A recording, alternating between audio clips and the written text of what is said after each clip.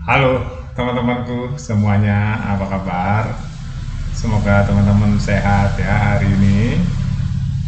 Teman-teman, kita hari ini sudah dipimpin oleh presiden baru, yaitu Presiden Prabowo yang sudah kurang lebih Oktober, November, Desember, Januari, kurang lebih 3 bulan ya. 3 bulan jalan 4 bulan ya teman-teman. Nah, banyak hal yang sudah terjadi di 4 bulan kepemimpinan Presiden Prabowo ini teman-teman. Tapi kurang greget ya, walaupun ada program-program besar yang nggak mungkin dicapai dalam waktu singkat ya. Jadi sudah ada beberapa gebrakan ya, dari segi ekonomi, ada gebrakan lembaga-lembaga baru atau badan-badan baru, yaitu ada Danantara, ada Bank Emas, ya, itu yang gede-gede ya teman-teman. Terus OIKN juga sudah mulai berkantor ya. Jadi Pak Basuki sudah berkantor di IKN, itu melambangkan bahwa benar-benar IKN akan jadi ibu kota Indonesia yang baru. Nah, tapi di sini teman-teman saya akan menyoroti tentang pemberantasan korupsi ya. Karena memang negara ini hancur, negara ini nggak maju-maju karena mental di negeri ini adalah mental korup ya. Harus dirubah semua, mindsetnya dirubah, tindakannya harus dirubah, hukumannya pun harus dirubah teman-teman.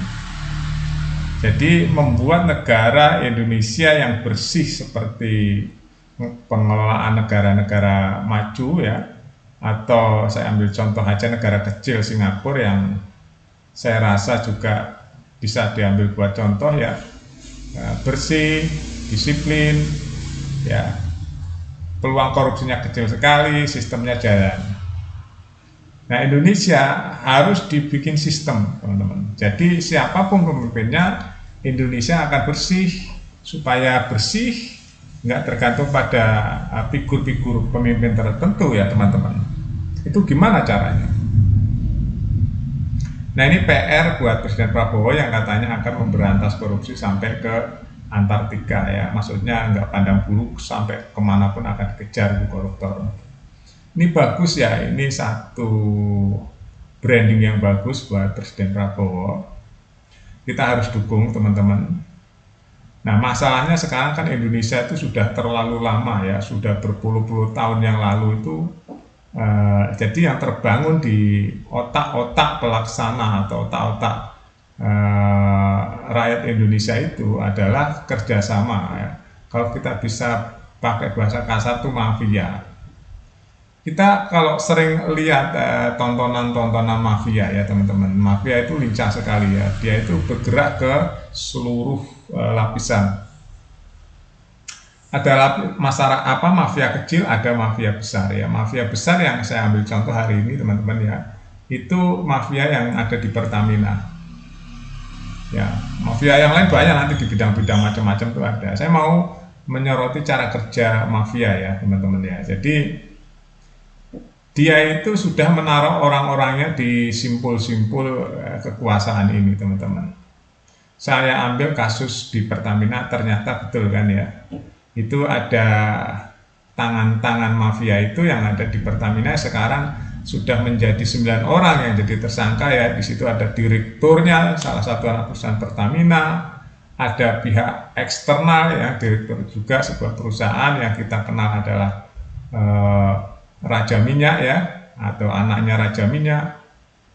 Ini membuktikan apa teman-teman? Mafia itu menggurita di Indonesia ya. Saya belum singgung mafia-mafia tambang, mafia-mafia undang-undang dan sebagainya ya teman-teman. Saya mau nyinggung tentang yang sudah menjadi perbincangan publik di Kejaksaan hari ini adalah sudah ditetapkannya 9 tersangka sampai hari ini tanggal 27 ya. Yang tadi malam Kejaksaan menetapkan 2 lagi tersangka ya, tadinya 7 jadi 9 hari ini teman-teman. Mafia kerjanya ya begitu teman-teman. Godfathernya susah sekali disentuh teman-teman. Mungkin nanti direktur-direktur ini yang jadi korbannya atau dia pasang badan di dunia mafia yang kelasnya udah kakap ini ya. Bahkan estimasi terbaru yang kemungkinan akan tambah itu udah 193,7 triliun. Ya, kerugian negara yang diakibatkan oleh mafia-mafia minyak ya, yang bekerja sama dengan oknum ya. Ya ini nih teman-teman ya. Jadi oknum itu dia menaruh atau mempengaruhi ya atau menaruh ya dengan cara apapun, banyak cara buat mafia karena dia banyak uang ya. Untuk menaruh orang-orangnya di dalam pemerintahan atau di dalam birokrasi. Kalaupun dia nggak menaruh orang-orangnya, dia akan melobi secara diam-diam. Apapun caranya, bagaimanapun caranya, dia akan mempengaruhi orang-orang birokrat itu supaya dia nanti bisa kerjasama atau meng-approve apa kemauan dia. Ya, itu cara kerja mafia. Ini saya ceritakan secara garis besarnya ya teman-teman. Kalau saya ceritakan secara detailnya panjang ya, video ini teman-teman. Nah, dulu ada Petra ya. Dulu ada Petra, sekarang berubah baju ya. Dia berubah baju menjadi perusahaan-perusahaan sub ya. Subnya Pertamina teman-teman ya. Saya yakin ya teman-teman, ini baru awal ya. Kalau kejaksaan mau terus menggali, kejaksaan mau berbakti kepada bangsa dan negara ini, benar-benar dia adalah aparat atau aparat pemerintah yang mewakili rakyat. Para penyidiknya saya yakin akan bekerja keras untuk mencari ini, menjadikan apa ya, mengurut benang-benang atau urutan-urutan kerja mafia ini teman-teman ya. Ini baru direktur-direkturnya ya teman-teman. Nanti harus diurut-urut nih ya, muternya perintah itu dari mana, ujungnya dari mana ya, awalnya dari mana. Nah, uangnya ini pun berputarnya kemana saja. Uang 193 triliun itu yang diperkirakan akan lebih, itu uang yang banyak sekali teman-teman ya. Selama berapa tahun aja udah 193 triliun, bayang nggak? Itu tahun 2023 ya teman-teman. Nah, ini yang menarik ya untuk kita analisa. Sebenarnya analisa seperti ini nggak sulit ya teman-teman. Ini baru saya ngambil secuil saja ya. Padahal mafia di Indonesia itu banyak sekali teman-teman ya. Ada namanya mafia yang bergerak di maklar kasus ya. Saya mengharapkan ya ini kejaksaan dan semua unsur yang cinta tanah air harus mewanti-wanti ya, harus mengawasi hakim-hakimnya ini nanti siapa yang akan ditunjuk oleh Mahkamah Agung untuk menyidangkan kasus Pertamina ini teman-teman ya.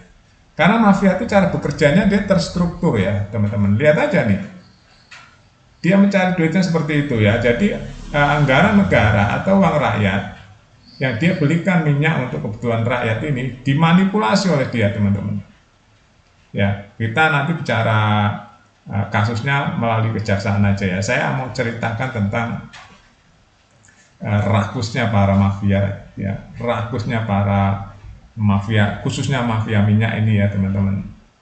Jadi mereka punya banyak uang, dia bisa merekayasa satu kegiatan yang isunya yang Kejaksaan Agung jelaskan ya.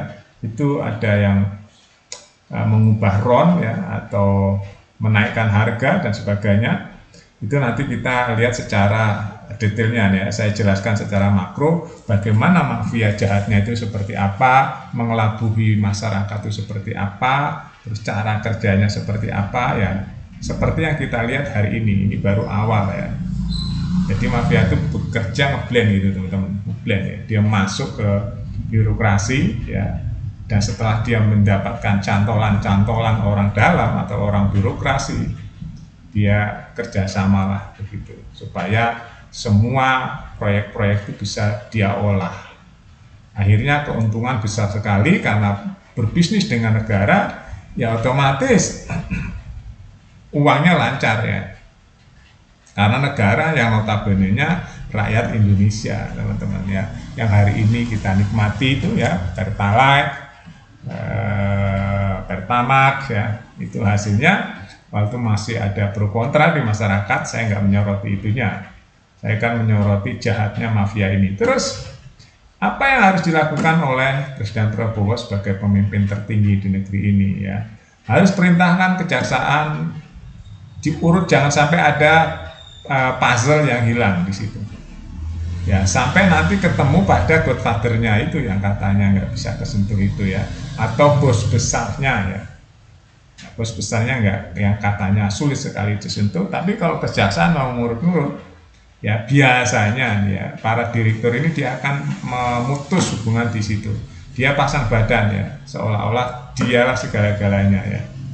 Nah ini kejaksaan lebih tahu ya cara nanti apakah akan pakai salah satu justice kolaborator atau dia pakai cara lain atau bukti lain ya, bekerja sama dengan PPATK ya. Itu banyak cara ya teman-teman. Nah sekarang kita mau lari ke hukumnya ya teman-teman.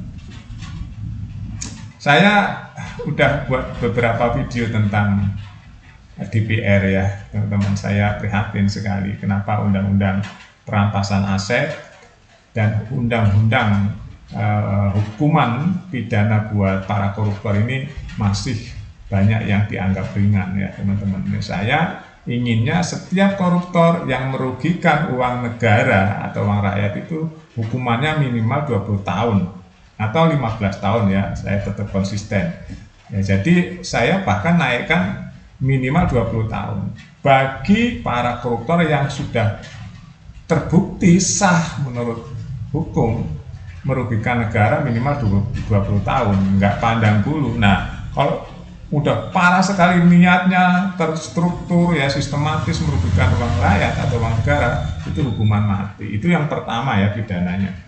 Yang kedua, hukuman mengenai penyitaan atau pemiskinan atau sita aset. Ya, itu harus ada dasarnya, yaitu undang-undang yang selama ini kita tunggu-tunggu ya, itu harus cepat disahkan. Pertanyaan kenapa DPR nggak cepat-cepat garap itu atau mengesahkan undang-undang perampasan aset ini, rakyat sebenarnya udah tahu jawabannya ya. Karena mungkin takut senjata makan tuan ya. Karena memang mental-mental birokrat kita teman-teman sudah berpuluh-puluh tahun menjadi politisi, menjadi pejabat, menjadi orang-orang elit di legislatif dan di eksekutif. Itu kebanyakan ya, itu kebanyakan tuh ibarat apa ya, bahasa yang sering dikatakan orang-orang bijak itu harta tahta wanita ya. Jadi kotaknya kebanyakan itu mencari uang, bukan untuk berbakti secara murni buat bangsa dan negara ya. Itu udah lama tertanam, makanya harus dirubah tuh, harus dirubah fenomena ya atau karakter-karakter para pejabat kita. Kebanyakan mereka teman-teman, kalau teman-teman ngerti ya, atau orang awam pasti jarang yang tahu ya, mereka itu bukan orang-orang miskin juga teman-teman ya, atau orang-orang miskin yang nekat sekali cara cari duitnya masuk ke politik, akhirnya jadi wakil rakyat atau jadi eksekutif, dia kayanya langsung mendadak teman-teman. Karena sekarang pejabat-pejabat tinggi gajinya gede-gede, gede-gede sekali teman-teman ya. Jadi dia menikmati uang rakyat ya, yang setiap bulannya digaji oleh uang rakyat, uang negara teman-teman. Akhirnya yang terjadi hari ini seperti ini ya. Kasus Pertamina, sudah 9 orang yang berhubungan dengan elit-elit Pertamina sudah ditangkap oleh kejaksaan ya. Nah kita tunggu saja ya teman-teman, nanti apa hasil selanjutnya, apakah mau bertambah lagi, dan saya yakin sekali akan bertambah lagi tersangkanya ya. Nanti sampai ke pengadilan kan banyak yang ngoceh tuh ya, banyak disidangkan nanti mudah-mudahan secara terbuka jadi kita bisa lihat. Bahkan Pertamina ini teman-teman ya sampai ratusan triliun, saya yakin lebih dari itu ya. Yang dulu Menteri Kominfo aja ya, yang dari Partai Nasdem itu Joni G. Plate, itu uang triliunan ya teman-teman, untuk BTS saja diembat seperti itu. Jadi ini benar-benar di negara ini darurat korupsi ya teman-teman. Jadi pemerintah dan DPR kalau dia nggak ngegas, nggak cepat mengesahkan undang-undang perampasan aset dan peningkatan hukuman buat para koruptor, berarti dia nggak serius untuk memberantas korupsi di negeri ini. Kalau dia serius, benar-benar serius ya teman-teman, DPR pasti akan mengesampingkan yang lain-lain, karena Indonesia darurat korupsi sudah berpuluh-puluh tahun ya. berpuluh-puluh tahun Indonesia benar-benar koruptor itu banyak sekali sudah mendarah daging. Kalau nggak di sapu bersih nggak akan sembuh ya teman-teman. Udah deh, percaya saja teman-teman, nggak akan sembuh. Saya itu tahun 90-an sudah meneliti tentang korupsi dan cara kerja birokrat teman-teman ya. Jadi teman-teman mungkin nggak percaya, saya sudah kemput ya teman-teman urusan begituan. Saya mendapatkan hasil di lapangan itu miris teman-teman, cara kerja di beberapa lembaga negara ini miris ya. Kalau kita nggak praktek langsung di lapangan nggak ngerti teman-teman ya, nggak ngerti. Jadi kalau hanya nanya-nanya gitu nggak. Kalau kita mencari data diem-diem ya, kita juga praktek sebagai masyarakat gitu ya.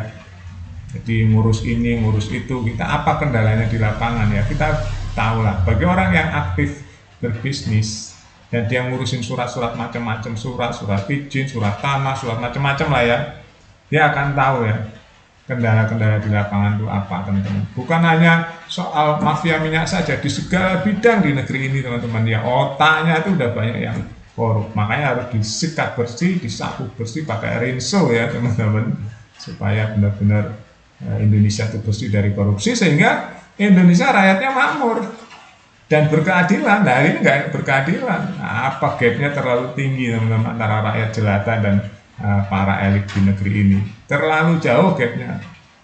Oke, itu aja teman-teman ya, yang masih punya hati nurani, yang merasa menjadi birokrat, menjadi legislator dan menjadi pemimpin di negeri ini. Kalau Anda nggak bisa mempertanyakan hati nuranimu, Anda makan dari mana, dikasih makan oleh siapa hari ini ya, dan harus berbuat apa ya, itu yang tahu hanya dirimu dan Tuhan ya. Itulah itu. Semoga Indonesia semakin bersih ya teman-teman, ada pemimpin yang benar-benar amanah dan bisa melakukan pembersihan tentang koruptor di negeri ini ya. Kita tunggu nanti cerita kasus tentang Pertamina ini ya, petinggi Pertamina yang sekarang menjadi tersangka akan meluas ke sampai godfather-nya enggak nih, sampai ke elit koruptornya enggak ya. Kita lihat saja teman-teman ya, update terus beritanya di Buat Makan TV. Sampai jumpa.